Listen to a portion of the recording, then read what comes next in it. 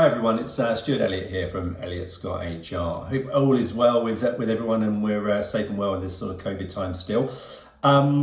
It's been a couple of months since I did a video and dropped you a note to sort of say what was going on in the global HR market, and I thought it was about time that I did you all a video. So let's start with Q1. How that's been, what that's looked like, and what we see sort of going forward, shall we say.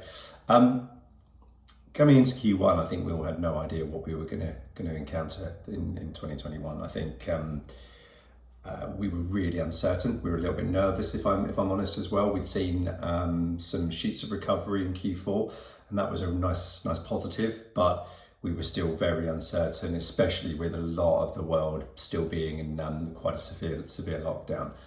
What I can say is that a relatively positive start to January has snowballed.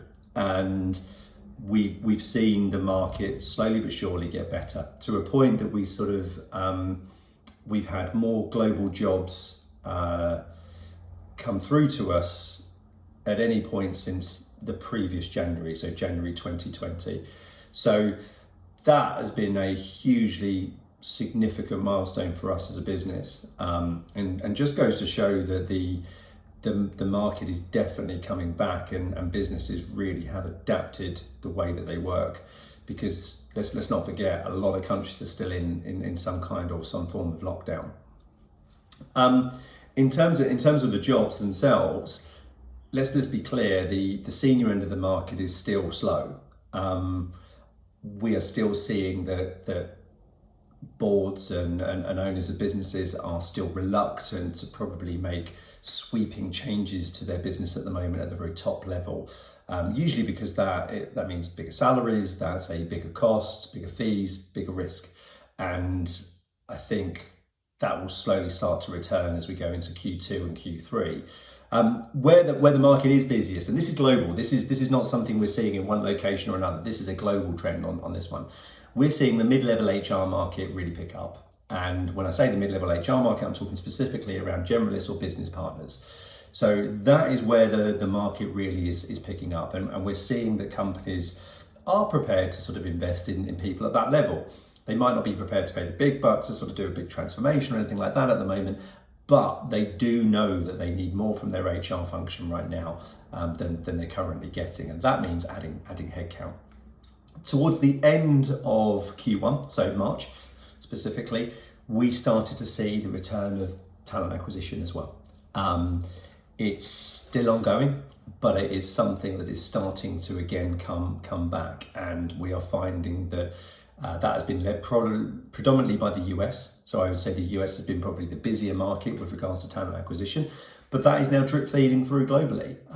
As lockdowns are starting to ease in other locations, we are seeing that same trend and pickup in terms of roles in recruitment gradually come through to the markets in the UK, Brazil, even despite what's happening down there, Hong Kong and also Singapore as well. So what I can say to summarize all of that is we are in a much better state in terms of the overall HR recruitment market than we have been at any point probably for the last 15 months, which we have to be positive about. Let me try and break this down then a little bit. I've done this previously where I break it down to sort of advice for clients and advice for candidates. So I want to start really with the advice for clients and some of the challenges that I think you're going to encounter and going to see over the coming few months. We're definitely encountering candidates with multiple offers. That is happening, and we've seen probably a bigger pickup of that in the US market than we have anywhere else. But again, it's starting to sort of feed through. It's almost that scenario, the US has caught a cold and the rest is sort of going to follow as it sneezes. So you are going to encounter multiple offers. So your process has to be slick, it has to be quick, it has to be efficient, and you need to have some structure to that process. So that would be a clear piece of advice that I would give anybody at the moment, is be clear on what your process is when you start recruiting, and try to stick to it as much as you possibly can. We're all aware that things go wrong and diaries change and that kind of thing, but work with your recruiting team, either internally or externally, to make sure that everybody knows what's happening and you know what's going on. Candidate attraction. that's the other part that I think is going to be really, really interesting for clients over the coming quarters. What I can tell you is that people are obviously looking, so active candidates are looking, and you'll get active candidates that will apply for jobs. And within that, there are some really good people still on the market and still looking. But it means they have to be looking. And what I think you're going to start to see at the moment is you're going to start to see people remove themselves from that active candidate scenario and they move much more to that sort of passive market. Now, interestingly, with the passive market, what we're starting to see here as well is people seem to have less time now to search job boards. Now, whether that's because of the lack of commuting time or the lack of a specific lunch hour where they're going out and maybe doing that, potentially. Because what seems to happen nowadays is people go to their office at home, they start working, and then they go out, they leave the office and they go straight to the family environment.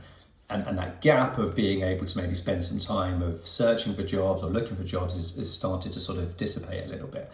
So what I think you're going to see is you're going to see us have to really look at how we're attracting candidates. Referral networks is clearly going to be key. We're seeing that already. The more people we can talk to, the more people that can refer good people to us. We're seeing that as the best way to sort of get to the passive individuals, and it's something that I think clients are going to sort of have to deeply look at because it will be a challenge because not as many active candidates will be available to you. For candidates, look, this is a nice time. The market is slowly shifting. We've seen client-driven market over the last sort of 6 to 12 months, and slowly but surely, as a candidate, you're probably sitting there thinking, this is the time for me. This is the time for me to actually sort of find a job that I really want and make a change.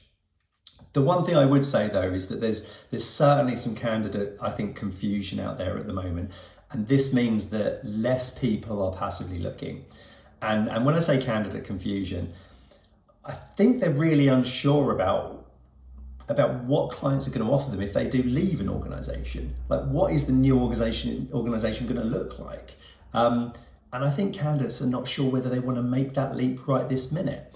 They're unsure that if they move to a new organisation, are they going to be 3 days a week at home or 3 days a week in the office, or are they going to go back to a full 5 days?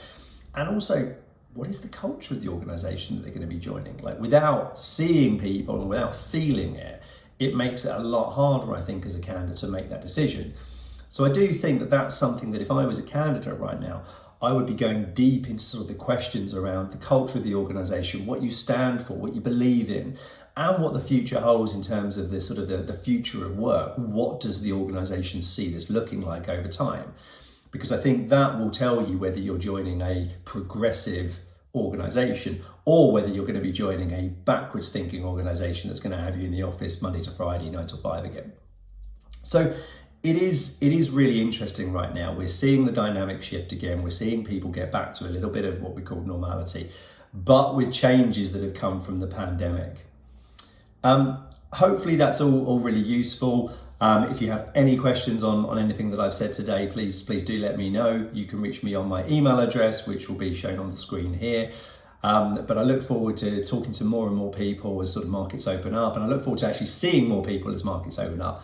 I can already tell you now that I'm in the office once a week, and I'm really keen to actually sort of see people for drinks, coffees, breakfast, whatever it is. I'd like to actually see more people. It's what I enjoy doing, and I'm sure all recruiters out there can sort of engage with this and say that it's what we want to be doing. So please do reach out and let's catch up in person. But I hope that was useful for everyone. Thanks ever so much. Bye-bye.